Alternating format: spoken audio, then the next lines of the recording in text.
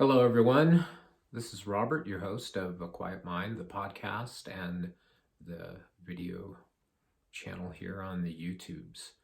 Just wanted to check in with you with a tiny reminder that everything in existence, everything being held in this benevolent force, this loving awareness, this void, whatever you want to call it, everything that exists in space right now is alive, awake, conscious bliss.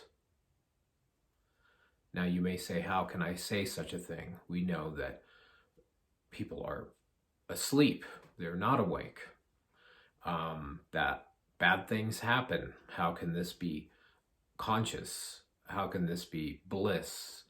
It seems to be the exact opposite of that.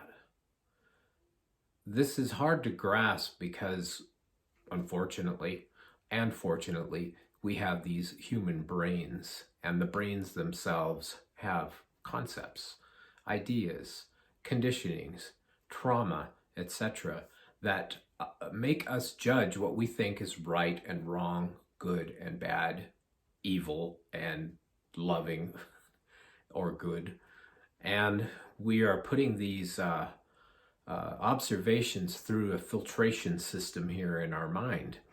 And therefore, what we're doing is assuming and judging based upon our own cultural conditioning, our upbringing, our very personal opinions. And when we do that, we are, in essence, creating and forming what is called a duality. In other words, we have right, we have wrong, we have good, we have evil, we have love, we have hate, etc. So these things we know. And we can also know that these opinions may be just the thing that are holding us back from a deeper understanding of what our true nature is. And I always try to use that term loosely, true nature, because then we have a tendency to want to say, well, obviously I'm not in my true nature now. I must find my true nature. It's out there somewhere. Somebody has it. Somebody knows about it. They can help me find my true nature, and then everything's going to be okay. So instead of going down that path where what we want to do is utilize our mind to try to escape something that our mind actually created, the concept here is beyond concept. The concept is this, or the theory, or the knowing, or the wisdom, whatever you want to call it, is that our true nature has always been there. It is a constant. And that true nature is, of course, being manifested within this body, this meat machine that we have here with the brain in it.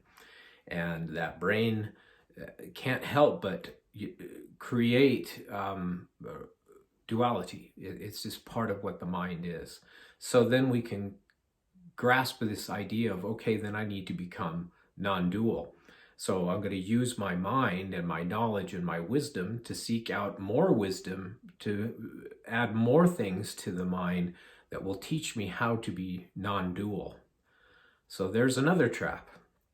So what's the way out of this? Well, we can say, how about we utilize a method? Say, for instance, meditation. And during this meditation practice, what we're going to be able to experience is the true self. And then what we can do is we can align to that true self. We bring it into this moment. And now we are more mindful and present here in this moment. So that's one thing we can do. Another thing we can do is we can be what I would say putting on a false face or a mask, and having accumulated a tremendous amount of quote-unquote spiritual knowledge, we can then begin to behave like this stereotypical awake or enlightened super spiritual person. That's another path that we can take. Another path that we can take is that we become so scholarly with all of this that we're able to really talk a good story about all of these things from the perspective of all of the treasury of written wisdom that goes back for a long time, 1,000 years, 2,000 years. So that's another thing we can do, is become very scholarly and adept at being able to verbalize these things. We have the nomenclature. We have the ability to dress a certain way. We can try to behave a certain way. I always call it fake it till you make it. So that's another way that we can do this. So how do we approach it? Well, this is how I approach it, and I'm just sharing that with you. Once again, it's just another opinion of a person. It doesn't necessarily mean that it's true. And there's a lot of talk about how we can, you know, discuss enlightenment. We can discuss spirituality. We can discuss what it is to be awake. The term gets used a lot now. I'm awake, or I have been awakened, and I understand who I am, what my true nature is, what my destiny is, what my purpose is here on life. And then we can go into kind of a saintly behavior pattern where we may find ourselves bypassing feelings that we have, or traumas that we haven't processed yet, in an attempt to become super spiritual.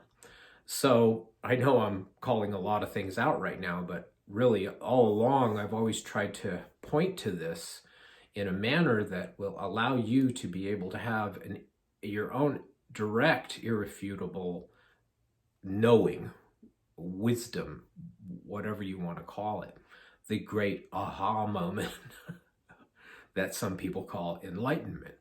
And to go into enlightenment further would probably be another way to explain what it is and what it isn't. Just like what is spiritual and what is not spiritual, what is uh, abiding in the non-dual awareness and what is non-abiding in the non-dual awareness. Um, Enlightenment can be easily explained as the sudden realization that you don't exist, that you've never existed, that no one has ever existed and no one has ever become enlightened. That can be one way to put it.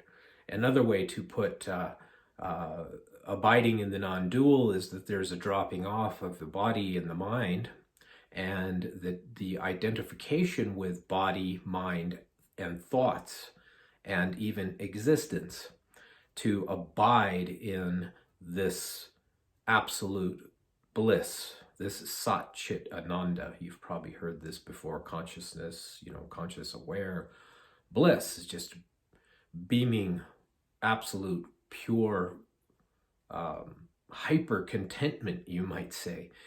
No more thoughts, no more identifying with thoughts, no more body, not identifying with the body, but rather there being this absolute that's reached, and that absolute being ineffable. But you can't teach it, you can't talk about it, but you definitely can know it. So there's talk too about that last stage, and that stage of the person themselves having that direct experience. The stage can't be taught. It can't be spoken about. It can't be written about. We still all try to do it. There's, millions or billions of words that talk about this supposed last stage of ultimate awareness. And there are a lot of teachers out there that point to this. Ramana Maharshi, Nisargadatta, those are two of the main teachers that point very well to this.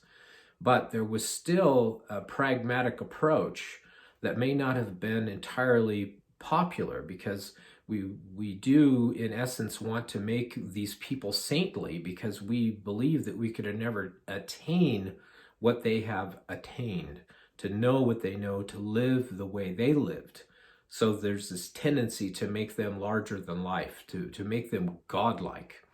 And in doing that, we've set the bar so high for ourselves that there's no way that we could possibly ever reach these levels of understanding that they have, because they personified this bliss. They became a complete conduit to this loving awareness just flowing through them.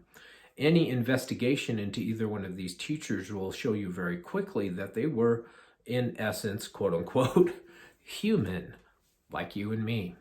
Meaning that they, when asked a question that they didn't want to answer, they just would simply be quiet. And especially with Nisargadatta, if you asked a question that he considered ridiculous, he would probably ask you to leave. He also had the tendency to say, ask you what your practice was, and you might say, well, my practice is zazen. I sit without thinking, and I am